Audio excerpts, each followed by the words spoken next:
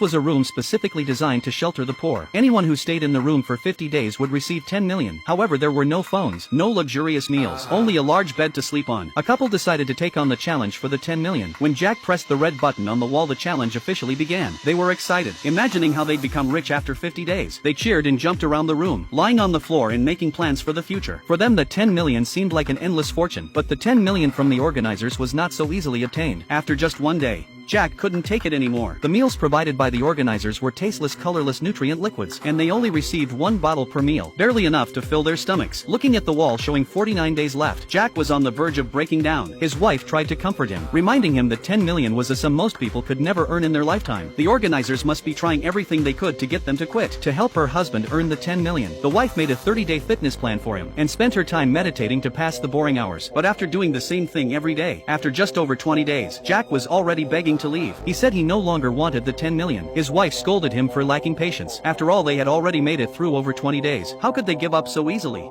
Then Jack suddenly remembered something the organizers had said before the challenge started. During the 50 days they had 3 opportunities to buy things, but each purchase would cost 500,000. His wife thought Jack would buy some delicious food to motivate himself, but to her surprise he used 500,000 to buy a paintbrush.